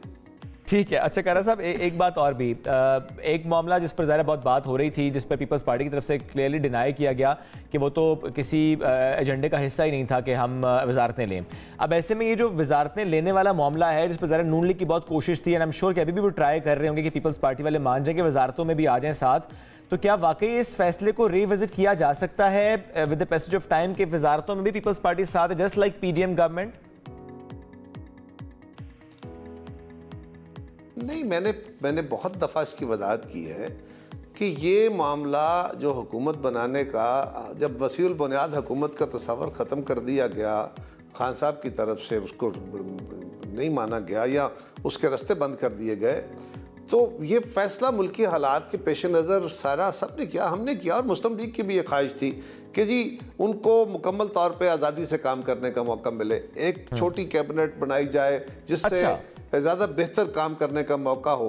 अब सारी जमातें अगर वजारतें लेंगी तो यकीनन फिर एक बड़ी वजारत। कह रहा साहब ये बहुत अहम बात है, कथा कलामी की माजरत, ये बहुत अहम बात आप कर रहे हैं। आपने बिल्कुल कहा कि वजारत के लिए बहुत अहम बात आप कर रहे हैं कि यानी नून लीग चाहती है कि वो खुद हुकूमत बनाए, उसकी वजारतें अपने पास हों, छोटी काबीना हो और मुल्क को आगे लेकर चलें। ये बात मैं दुरुस्त समझ रहा हूं कि नून लीग की इस वक्त यही ख्वाहिश और कोशिश है? देखिए, ये ख्वाहिश उनकी भी है, ये ख्वाहिश पाकिस्तान के हर फर्द की है कि इन हालात के पेश नज़र यकसुई के साथ हुकूमत काम करे। उन्होंने जो फैसले करने हैं काबीना में एग्जीक्यूटिव अथॉरिटी उनको मुकम्मल तौर पे दी जाए, और पीपल्स पार्टी ने ये फैसला किया। अब देखिए, हमारे लिए ये बात आप सब लोग बहस कर रहे हैं कि जी पीपल्स पार्टी ने कोई गेम खेली है, पीपल्स पार्टी ने एक चाल चली है, पता नहीं क्या क्या नाम दिए गए। सवाल ये है कि पीपल्स पार्टी क्या कह रही है। आप नहीं कह रहे, आपसे मुराद मीडिया होता है, जिस तरह आप मुझे नहीं कह रहे, आप सियासतदानों को कहते हैं। सो अर्ज यह है कि हम तो ये कह रहे हैं कि कल अल्लाह करेगा, अल्लाह करे ये हुकूमत कामयाब होगी, हम सारे इसमें कोशिश करेंगे और इंशाअल्लाह पाकिस्तान को आगे निकाल के ले आएंगे। लेकिन अगर खुदा न खास्ता कामयाबी नहीं होती, डाउन द लाइन 2, 3, 4 साल 5 साल के बाद जाके और कोई मसाइल बढ़ जाते हैं, तो हमें मीडिया मुर्दे इल्ज़ाम ठहरा रहा होगा, हमें कटहरे में खड़ा कर लेगा कि भाई आपने तो इस हुकूमत का साथ दिया, आप तो हुकूमत बनाने वाले हैं, तो अब आप जिम्मेदार हैं सारे अमल के, तो हम जिम्मेदारी तो लेंगे। वो बैगेज खुदा न खास, अल्लाह न करे, अल्लाह न करे वो बैगेज आए, पाकिस्तान इन मसाइल से निकलना चाहिए। आमीन, आमीन। लेकिन अगर आ गया तो हम तो बैगेज के लिए तैयार हैं। हम तो इक़्तिदार में शेर लिए बगैर, इक़्तिदार में आप तो कहते हैं ना इक़्तिदार के मजे लिए जा रहे हैं, हम तो इक़्तिदार में शेर लिए बगैर बैगेज लेने को तैयार हैं और तावन करने को तैयार हैं ताकि पाकिस्तान आगे बढ़े। ये बहुत अहम बात है कि भले आप वजारतें ना लें, लेकिन चूंकि सिस्टम को चलाना है, और साथ ही आपने कहा कि हम वो बोझ भी उठाएंगे, जो गलती कोई और भी करेगा, लेकिन चूंकि इकट्ठे हैं तो आप बोझ भी उठाएंगे। बहुत अहम बात है। बस एक छोटा सा जुमला, कह साहब, चूंकि वजारतें नहीं लेंगे, काबीना का हिस्सा नहीं होंगे, लेकिन ज़ाहिर हुकूमत चलनी है, आप लोग वोट देंगे, हो चाहे पीएम कैंडिडेट हो, चाहे बहुत से अहम मामला हो, वो बजट का मामला हो, आप लोग बैठेंगे कहाँ पे पार्लियामेंट में? पीपल्स पार्टी हुकूमती बेंचेस पे बैठेगी? देखिए, हम हुकूमत का हिस्सा है ना, हम हुकूमत को सपोर्ट कर रहे हैं, तो हम हुकूमत की अपोजिशन तो नहीं होंगे नेचुरली। ठीक है, कारा साहब बहुत शुक्रिया, साथ मौजूद थे, हमसे गुफ्तगू कर रहे थे किस तरह से आगे बढ़ेंगे, और कारा साहब होपफुल भी हैं और होपफुल होना भी चाहिए हम सबको कि पाकिस्तान इन मुश्किलात से आगे बढ़े। जो भी हुकूमत बनाए, हुकूमत जैसी भी हो, जिस फर्द को भी कमान मिले, लेकिन बात यह है कि पाकिस्तान की बात हो, पाकिस्तान आगे बढ़े और इन मुश्किलात से आगे निकले। ब्रेक लेंगे नाज़रीन, ब्रेक से वापस आते हैं, साथ रहिए। हम नेटवर्क सजाने जा रहा है एक मरतबा फिर से कश्मीर हम वुमेन लीडर्स अवार्ड का मेला। मुसलसल पाँचवा साल है ये जहाँ पर ये मेला सजता है। ये ग्रैंड सेलिब्रेशन होती है, मुख्तलिफ शोबों से ताल्लुक़ रखने वाली बहुत सारी ख़वातीन जो हैं वो आती हैं इस तकरीब में, बेसिकली वो शिरकत करती हैं और जिस तरह से अपने माशरे में वो एक डिफरेंस क्रिएट कर रही हैं, जिस तरह से वो काम कर रही है पाकिस्तान को आगे ले जाने में, पाकिस्तान की इकॉनमी को बेहतर करने में, और स्पेशली पाकिस्तान को ख़वातीन को किस तरह से उन्होंने ख़वातीन को आगे लेकर जाना है, उस हवाले से जिस तरह वो काम कर रही होती हैं। इंटरनेशनल लेवल पे पाकिस्तान की ख़वातीन का काम किस तरह से वो आगे स्ट्रेटेजिकली उसको शोकेस कर रही होती हैं, उसको प्रमोट कर रही होती हैं। तो बेसिकली उन ख़वातीन को रिकग्निशन की बड़ी ज़रूरत है, क्योंकि हमेशा हम बात ज़रूर कहते हैं इस खातून ने ये अवार्ड लिया या इस खातून ने ये काम कर दिया, लेकिन रिकग्निशन जब तक उसको नहीं मिल रही होती तब तक ऑब्वियसली एक मोटिवेशन उस तरह से नहीं हो पाती। बिल्कुल ऐसे ही है। तो मुख्तलिफ शोबों में जिस तरह से ख़वातीन, बल्कि मैं कहूँगा कि बाहिम्मत ख़वातीन जो अपने अपने तय काम करते चली जा रही हैं, तो उनको इन अवार्ड्स में ज़ाहिर नवाजा जाता है इन अवार्ड्स के थ्रू। तो ऐसी ही चंद ख़वातीन की बात हम ज़रूर करेंगे। और आज जो हमारे साथ खातून मौजूद हैं, शीबा नजमी एक ऐसा नाम है जिनकी लिंक्डइन पर तो धाक है, मैं ज़रूर डिज़ाइन लीडरशिप में अपनी काबिलियत की बदौलत, वो चाहे याहू, लिंक्डइन हो, ऐसे प्लेटफॉर्म्स पर धाक तो बिठाई, लेकिन कोड फॉर पाकिस्तान ये 11 साल से वो इसको लेकर चल रही हैं, बानी है इसकी। यानी सिविक टेक्नोलॉजी के ज़रिए कैसे सरकारी हो या प्राइवेट सेक्टर हो, इसमें गवर्नेंस के जो दरीना मसाइल होते हैं वो हल करने के लिए काम किया जाना चाहिए, उस तरह से वो काम हो रहा है।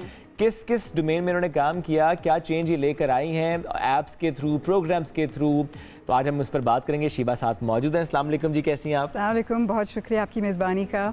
शीबा, कोड फॉर पाकिस्तान ज़रा 11 साल हो गए, क्या ख्याल था, किस तरह से लेकर चल रही हैं इसको? देखिए, जब मैं छोटी थी तो मेरे वालिद मुझे लाइन में खड़ा होने के लिए कहते थे। सरकारी कोई भी अगर बिजली की बिल पे करनी है या कहीं भी कोई काम है तो उसमें वो मुझे लाइन में भेजते थे। क्यों? खवातीन की लाइन छोटी होती है। बिल्कुल एग्जैक्टली, खवातीन की लाइन जो है वो ज़रा छोटी होती है, लेकिन उसमें भी मतलब मुझे कोई शौक नहीं था जाने का, क्योंकि वो भी कभी ऐसा नहीं लगता था कि कोई अच्छी सर्विस हो रही है। ठीक है, और फिर जैसे मैं थोड़ी बड़ी हुई तो मुझे एहसास हुआ कि जो लोग जिनके पास सबसे कम होता है वो सबसे ज़्यादा उनको मसाइल होते हैं गवर्नमेंट की सर्विसेज को एक्सेस करने में। सबसे ज़्यादा धक्के लगते हैं, आपको 2-2 बसें बदल के जाना होता है, कोई भी इंटरेक्शन करना होता है, ये सर्विस की तरह नहीं फील होता।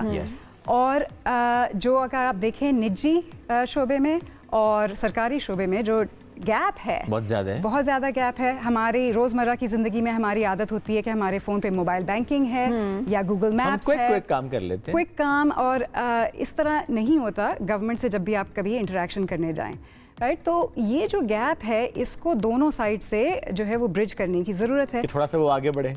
एग्जैक्टली इस साइड पर जिस साइड पे हम लोग जैसे लोग हैं जो प्राइवेट सेक्टर में होते हैं, हम लोगों की, और ख़ासतौर पे जिनका टेक्नोलॉजी से ताल्लुक़ होता है, तो एक तरह की सोच होती है कि किस तरह हम प्रोडक्ट्स बनाएं या किस तरह सॉल्यूशंस बनाएं, सर्विसेज बनाएं लोगों के लिए। सही। और ये जो हमारी सोच है, ये हमें, और जो काम करने का तरीका है, वो हमें गवर्नमेंट में लाने की ज़रूरत है, बिकॉज अदरवाइज़ गवर्नमेंट किस तरह आगे बढ़ेगी। और जो गवर्नमेंट में जो काम हो रहा है उससे हम गवर्नमेंट के साथ बहुत ताउन करते हैं, ताकि गवर्नमेंट जो है वो अपने जो सर्विसेज बनाती है वो आवाम को नज़र में रख के और उसकी सहूलत के लिए वो उन सोल्यूशंस उसके मुताबिक बनाना बड़ी ज़रूरी होती है। तो एक ब्रिज का काम कोर्ट फॉर पाकिस्तान करता है हुकूमत पाकिस्तान के और आवाम के दरमियान। बिल्कुल। शिबा, कौन कौन से अभी ऐसे इनिशिएटिव्स हैं जो कि आप लोग ले चुके हैं या इस वक्त भी मौजूद हैं जिससे लोग फ़ायदा उठा सकते हैं? बिल्कुल, तो मैं 2-3 आपको बताती हूँ। एक, जब 1.5 साल पहले आपको याद होगा बहुत बड़े सैलाब आए थे। बिल्कुल।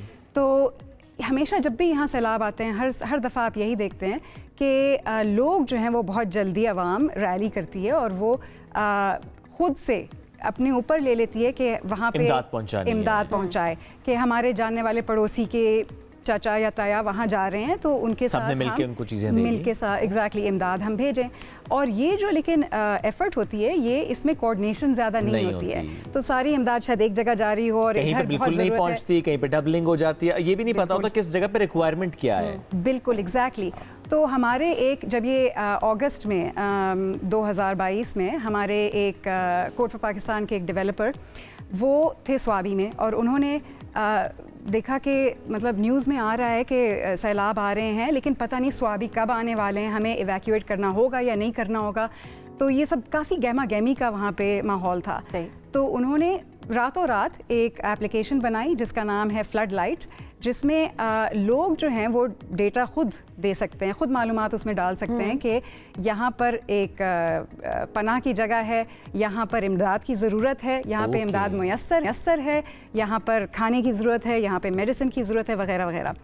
और ये चूँकि ओवरनाइट ये बिल्कुल ही फ़ौरन एक मैप पहली दफ़ा बना और लोगों के अपने इनपुट के थ्रू बना, तो इसकी वजह से इस तरह की चीज़ें हुई कि जैसे अल खिदमत एक ऑर्गेनाइजेशन है जो काफ़ी अच्छा काम करती है, उन्होंने देखा कि जो स्वाबी के डीसी थे, डीसी ऑफिस था, वो काफ़ी काम कर रहा था। उनके 80,000 जो हैं वो सैलाब से मुतासर लोग थे, और उसने उनको खाने की ज़रूरत थी एक टेंट पर जी। तो अल खिदमत जो है वहाँ पे मैप के थ्रू देख कर यहाँ पे खाने की ज़रूरत है। और अभी भी ये मैप एक्टिव है? अभी तो खैर सैलाब चूँकि ख़त्म हो गए हैं तो इसमें नई एंट्रीज नहीं आ रही, बट हमारी कोशिश है कि जो नेक्स्ट अगर खुदा न खास्ता जो भी डिज़ास्टर होने वाला है उसके लिए हम कोऑर्डिनेशन एफर्ट्स की तैयारी पहले से करें। और गवर्नमेंट के पास बहुत सारा डेटा है, राइट।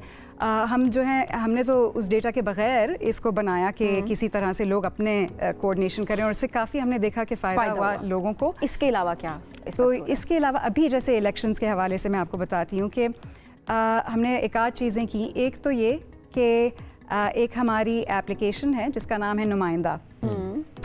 उसमें इतने सारे इलेक्शंस के कानून जो है वो आम आदमी को नहीं पता होते हैं। आपके वोटर राइट्स क्या हैं, आपको लॉ, आपको जैसे पार्लियामेंट की अगर आप वेबसाइट पे जाएं तो वहाँ 222 पेज का वो सब पढ़ नहीं रहे होते, बहुत ज़्यादा होता है सबके लिए, कौन बैठ के पढ़ सकता है उसको, राइट।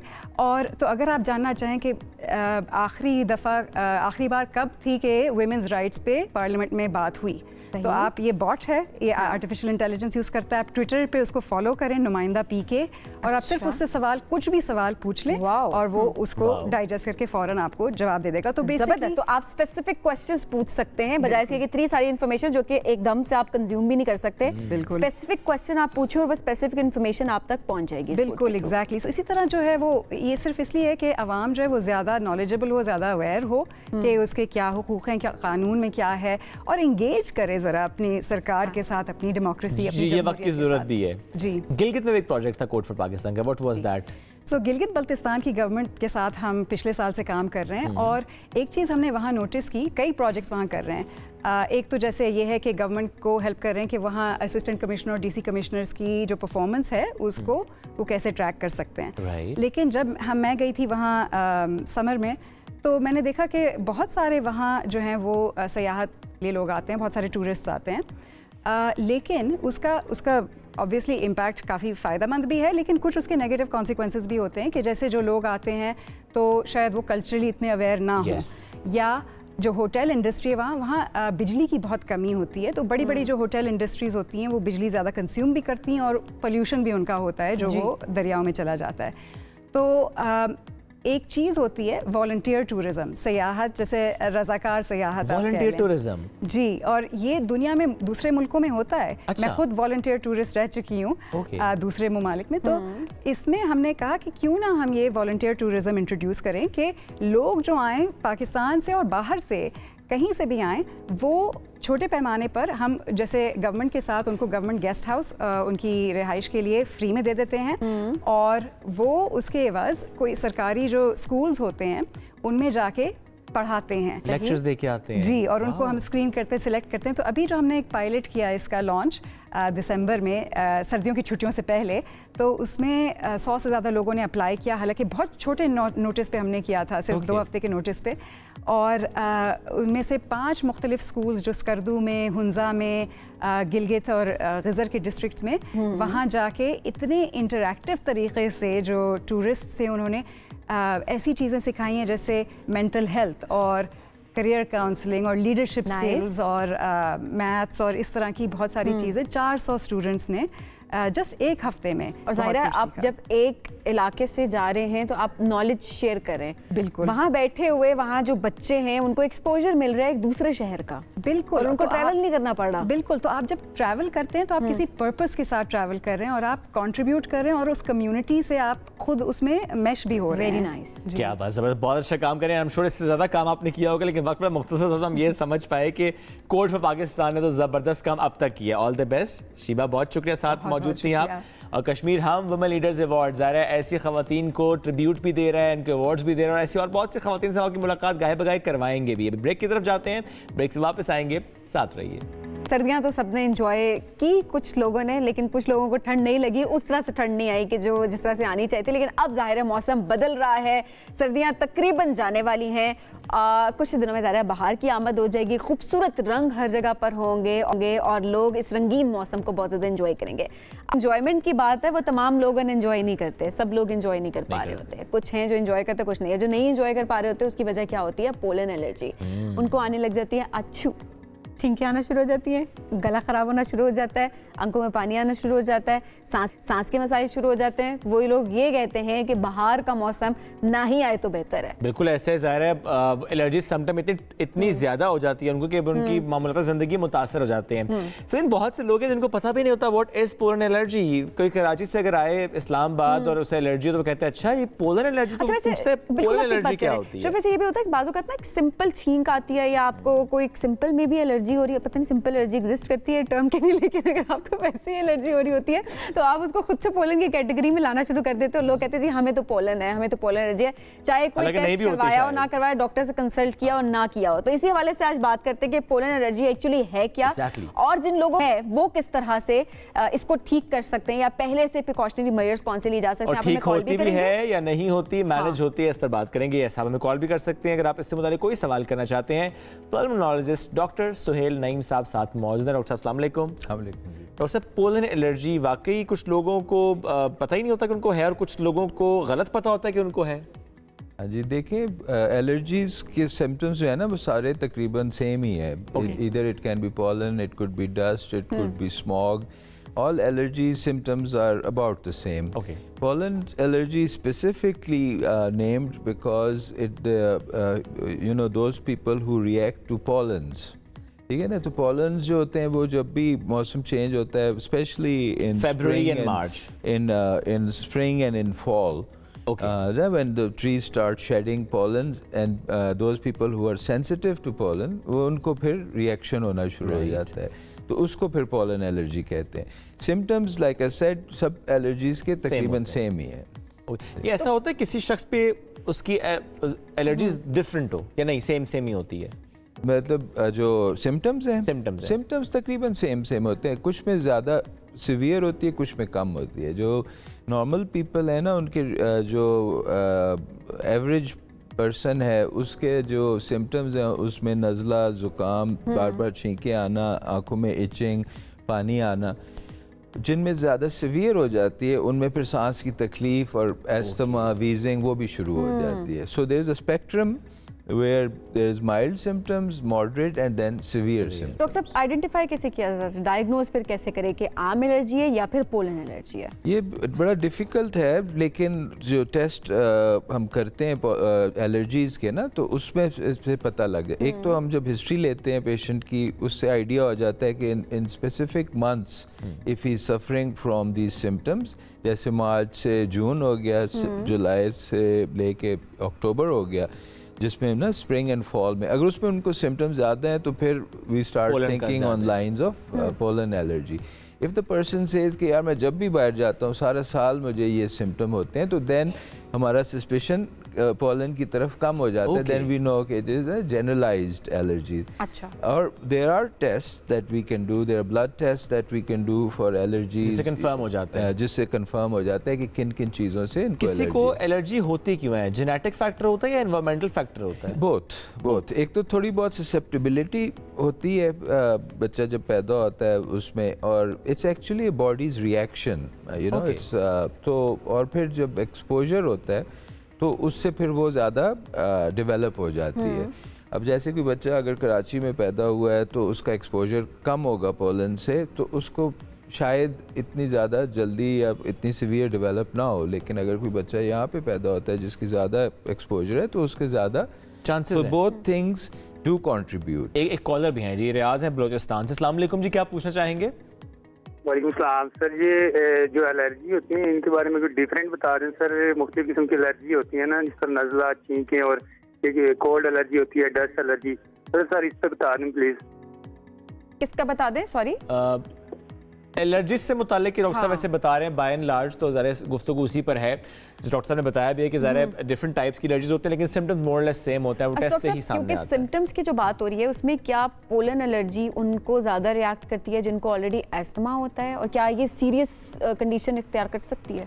नहीं, एस्थमा जो है ना वो एज अ रिजल्ट ऑफ ये होता है usually. So if you are an asthmatic it doesn't necessarily mean कि आपको पोलन एलर्जी है. लेकिन अगर पोलन एलर्जी अगर ज़्यादा सीवियर हो जाए तो it can lead to asthma. Asthma की और भी बहुत सारे कॉजेज़ होते हैं ना, तो इसलिए not necessarily asthma and pollen doesn't go hand in hand. ठीक है डॉक्टर साहब, बच्चा कैसे जाए? आप थोड़ा प्रिकॉशंस की बात करते हैं कि क्या किया जाए. सीजन आने से पहले मास्क का इस्तेमाल करें या कौन सी ऐसी मेडिसिन का ज़रा नाम तो नहीं लेंगे और ज़ाहिर वो डॉक्टर से कंसल्ट करके, या क्या करें? देखिए, अगर if you are talking specifically to pollen, तो फिर जैसे ही पोलन सीजन, जैसे अभी आपने बात की ना कि स्प्रिंग आ रही है, तो one has to be aware कि जी कि अब शायद ना पोलन काउंट बढ़ेगा. तो there are certain apps that you can use to look at the pollen count in your city. Either you are in Quetta, Islamabad, wherever you are living, you can check your pollen count. अगर pollen count ज़्यादा है तो फिर you can take certain precautions, जैसे बाहर निकलें तो mask पहने, ठीक है, गाड़ी में बैठें तो शीशे बंद रखें, और एसी अगर चलाएं तो उसको ना फ्रेश की जगह रिसर्कुलेशन मोड में रखें, ठीक है. और उसके बाद अगर फिर भी सिम्टम्स होते हैं तो फिर मेडिसिन्स यूज़ करें. अब मेडिसिन्स में ओरल भी होती हैं और नेज़ल भी होती हैं. और वो उस टाइम यूज़ करें जब आपको वो ट्रिगर कर रहे हैं. जब ट्रिगर ओरल जो है वो हम रिकमेंड करते हैं कि जिस वक्त सिम्टम्स हो यूज़ करें. लेकिन जो नेज़ल स्टेरॉइड्स है ना, they can prevent also. So you क्योंकि एलर्जी शुरू होती है नाक से, so you use a steroid nasal spray for 4 to 6 weeks while there is pollen season. लेकिन मास्क कवर कर लेते हैं, मास्क कवर करता है, कवर कर लेता है खासी हद तक। नहीं, अगर आपने नाक बचा ली अपनी जी, किसी भी मामले में नाक बचाना वैसे बड़ा जरूरी होता है, पोलन के मामले में ज्यादा जरूरी हो जाता है, मुश्किल होता है नाक। राइट। डॉक्टर साहब बहुत शुक्रिया, साथ मौजूद थे। मास्क का इस्तेमाल करना बहुत आम है, स्पेशली जब जिन मौसम में पोलन ज्यादा होता है, पोलन काउंट ज्यादा होता है, जिनको पोलन एलर्जी है। नाज़रीन ब्रेक की तरफ जाएंगे, वापस आते हैं, साथ रहिए।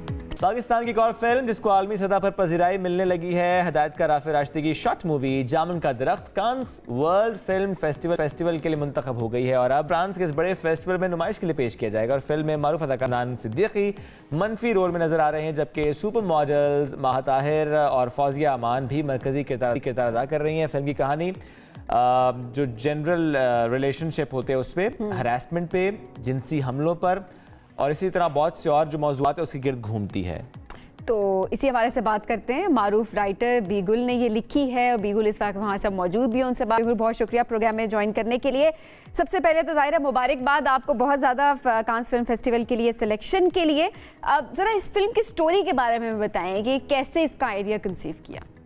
कहानी पर ज़्यादा बात करना अभी शायद इतना मुनासिब नहीं है, क्योंकि इस फिल्म के से बहुत लोग जुड़े हुए होते हैं, तो एक जो सस्पेंस हम क्रिएट करके रखते हैं अपने देखने वालों में, और फिल्म के बीच में वो यही है कि हम कहानी पहले से पूरी ना सुनाएं। लेकिन बुनियादी तौर पर जो सोशल इनजस्टिसेस हैं, जो कि जेंडर डिस्क्रिमिनेशन है, फैशन इंडस्ट्री के अंदर जो पावर डायनामिक्स हैं जिसके ऊपर हरासमेंट भी है, उस पर बात है। और तमाम जेंडर्स को लेकर उनके साथ जितनी ज़्यादती होती है उसके ऊपर ये गुफ्तगू है। 33 मिनट की गालिबन ये फिल्म है, इसका दौरानिया अच्छा, वैसे इस फिल्म का आइडिया कैसे आया?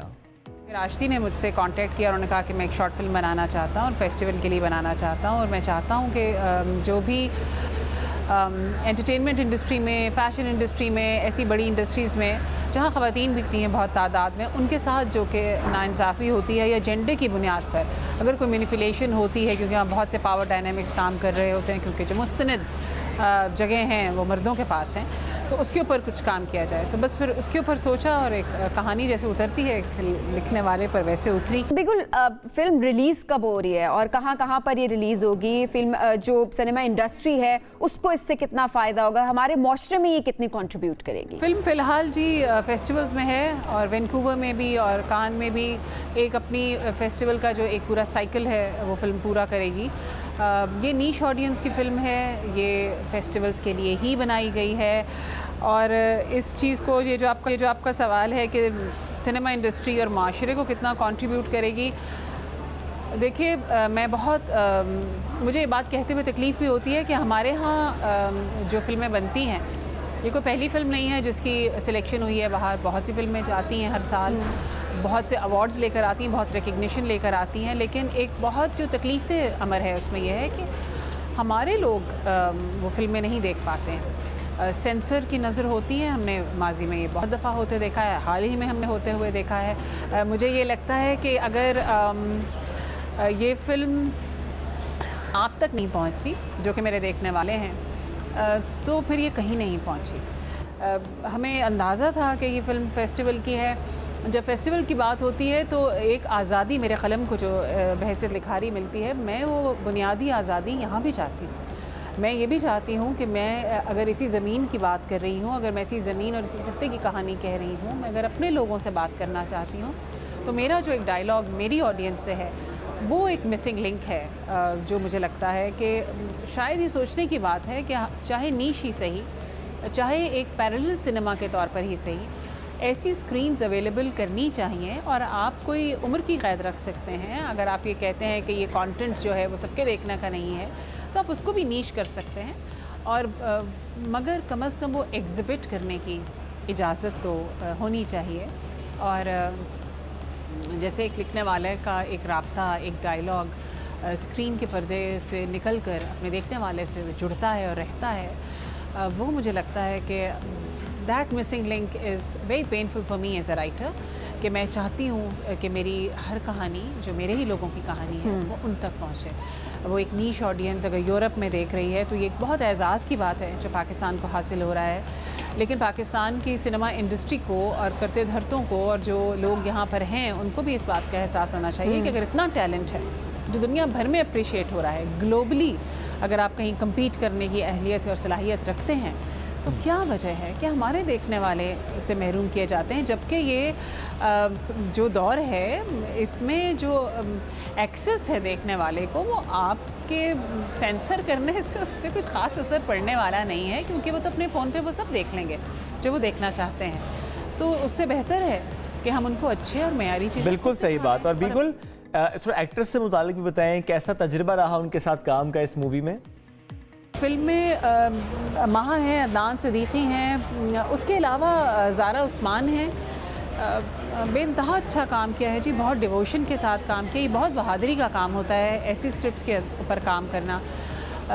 मैं यहाँ पर उनका काम तो आप देखेंगे अगर मंजूर हुआ खुदा को और कुछ लोगों को, लेकिन जो उनका पैशन है एज एन एक्टर, उनके अंदर भी जो एक तशनगी रहती है कि वो कैसे परफॉर्म कर सकते हैं, उनका टैलेंट बहुत अंडरमाइंड रहता है, उनको एक्सप्रेशन वो नहीं मिलता।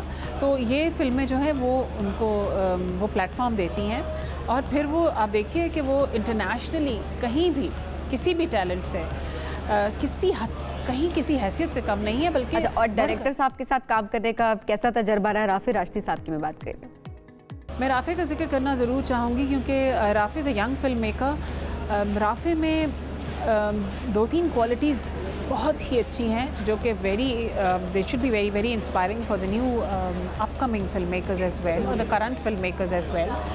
वो ये है कि he is extremely professional. Professionalism की बुनियादी जो ज़रूरियात हैं या जो उसकी एक डेफिनेशन या तारीफ़ है, हम लोग उससे ही वाकिफ़ नहीं होते। राफ़ी बेहद प्रोफेशनल फिल्म मेकर हैं। राफ़ी बेहद ऑनेस्ट आदमी है और बेहद इज़्ज़त देने वाले आदमी हैं। मुझसे मेरे और उनकी जब ये फ़िल्म की स्क्रिप्ट मैंने लिखी, जिस डेडिकेशन और जिस डिवोशन से उन्होंने फ़िल्म की स्क्रिप्ट को कई बार पढ़ा है, एक एक लफ्ज़ को, स्क्रीन प्ले को गहराई में जाके समझा, सोचा, उस पर मुझसे सवाल किए, बहुत सब्र से, हौसले से और समझदारी से। The wisdom that we need in a film maker is absolutely there.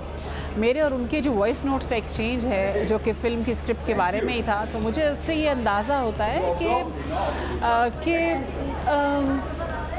वो नोट्स हैं किसी भी एक फ़िल्म एनालिसिस के लिए, और वो बड़े ख़ूबसूरत पॉइंट्स हैं जो कि वो रेज़ करते थे, फिर मैं उस पर जवाब देती थी, पर हम कितनी डिटेल में बात करते थे। वो सब नुआंसेस जो छुपे हुए हैं स्क्रिप्ट के अंदर, बिटवीन द लाइंस जो बातें हैं, जो under current of the script है, वो कितनी बेहतरीन अंदाज से उन्होंने समझा, फ़िल्म को ओन किया, फ़िल्म को बड़ी मोहब्बत और बेहद मेहनत से बनाया।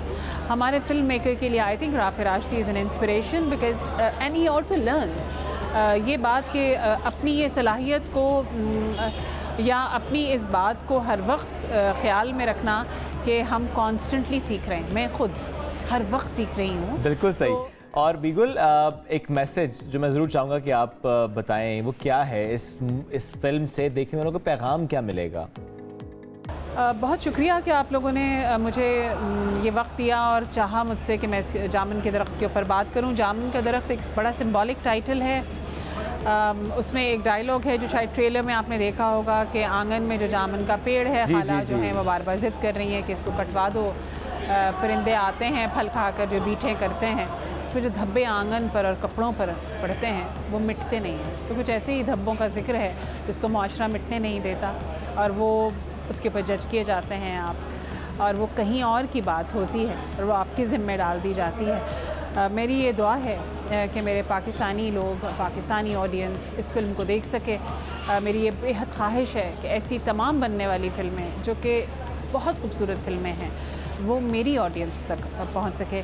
Thank you very much for asking. बहुत शुक्रिया आपका बिगुल इस मूवी से मुतालिक, इस फिल्म से मुतालिक बात करने के लिए। और जो आखिर में आपने बताया कि जिस तरह वो धब्बों का जिक्र आपने किया कि वाकई हमारे माशरे में बहुत से लोग ऐसे होते हैं कि एक बात तो ये कि वो धब्बा अगर किसी और ने भी लगाया है तो भी वो धोते धोते पूरी ज़िंदगी गुजार देते हैं, और कभी कभी धब्बा खुद लग भी जाए तो ज़ाहिर है ज़िंदगी आगे बढ़ता है, इंसान तौबा कर लेता है, चीज़ों को मिटाने की कोशिश करता है, लेकिन सोसाइटी उस धब्बे को मिटाने नहीं देती, मिटने नहीं देती। तो बहुत अहम मौजू है जिस पर आपने ये काम किया। Bigul, once again thank you so much.